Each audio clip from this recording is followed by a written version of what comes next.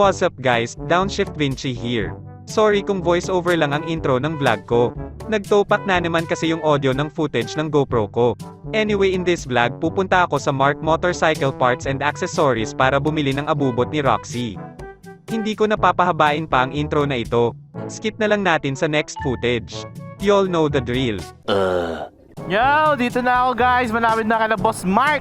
Kung naghahanap kayo ng mga motorcycle parts at malapit kayo dito sa Dasmariñas, Cavite, pwede kayo dumirekta kay Boss Marc. Or kung gusto nyo mag-start ng business, no? Napakamura, napakababang puhunan ang kailangan nyo. Sobrang babang puhunan para makapag-start ng business, guys. Dito lang yan kay Boss Marc. Kung interested talaga kayo mag-business, message nyo lang si Boss Marc, guys. Sali na kayo sa group page nila para magkaroon kayo ng idea paano mag-start ng business sa mababang halaga. So ayun, bibili lang ako ng bracket na kailangan ko. At the same time, yung side mirror, try natin bumili nun. So tara, let's go! Pakita ko lang sa inyo yung shop ni Boss Marc.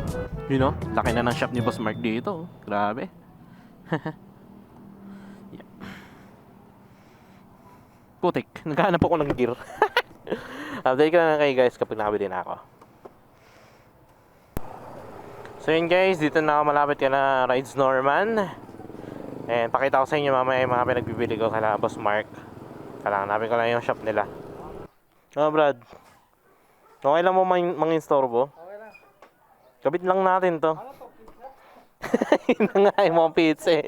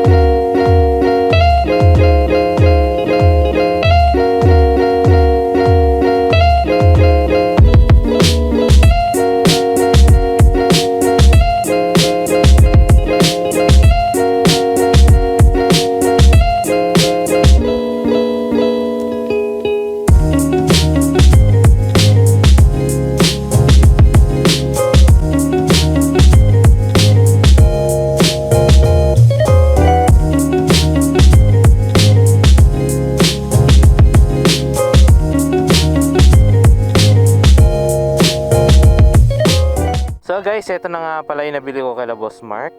Yan, ito yung sinasabi ko sa inyo, side mirror. Ito. Hindi ko alam kung anong tawag sa side mirror na yun, pero nakikita ko na kasi talaga yan sa mga naka-Aerox.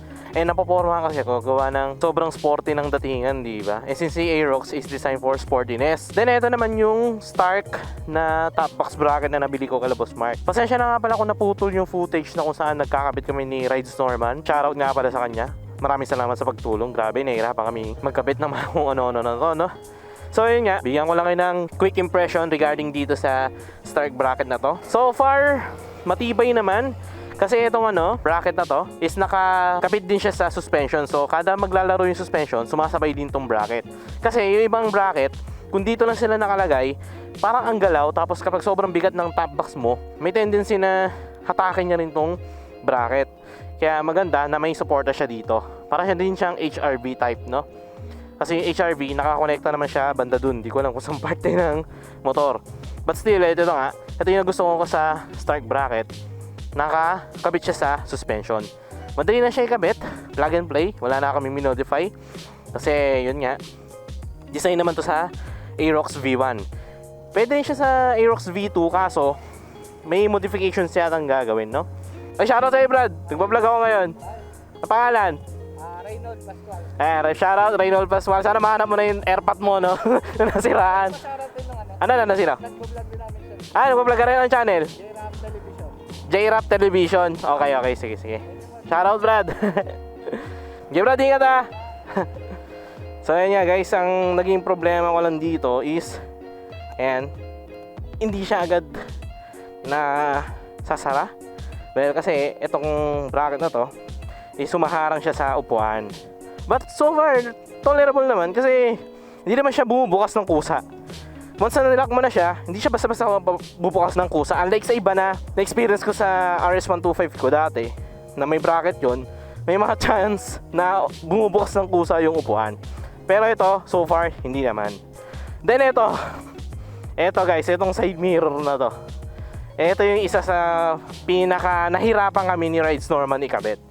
Una-una kasi, technically plug and play lang siya. Problema, yung mga bolt na ikakabit mo dito sa may visor, sobrang hirap. As in, kasi lalo na kung malaki yung kamay mo, hindi mo sila basta-basta may screw or what. Pero sobrang plug and play lang naman nito. Yun nga lang talaga, sobrang hirap ikabit. And napansin ko rin kasi dito sa side mirror na to, since short stem siya, for sure, madali ako sumingit nito kasi hindi ako mag-aalangan na yung side mirror ko isa tama sa side mirror din ng mga sasakyan. And para sa akin, sobrang sporty niya talaga tignan. Kasi papansin nyo, diba? Sobrang sporty. Mas madali na sumingit nito. Tsaka binilang ko siya ng ganito na dagdag visibility. Since itong side mirror lang na to, may nakikita ka naman, kaso kailangan ko pang dumungaw. Pwede ko siyang i-adjust ng pataas, kaso hindi ko siya trip eh. Mas trip ko yung ganito. Tsaka pag in-adjust ko kasi siya ng pataas, parang ang kita ka na lang is sarili ko. Hindi na makita yung gilid. Kaya ito yung pinaka the best na orientation ng short stem na to. Dapat yung long stem ang bibilin ko, kaso wala silang stock, walang stock sila Boss Marc. Kaya I end up with short stem. But so far ano naman siya, functional.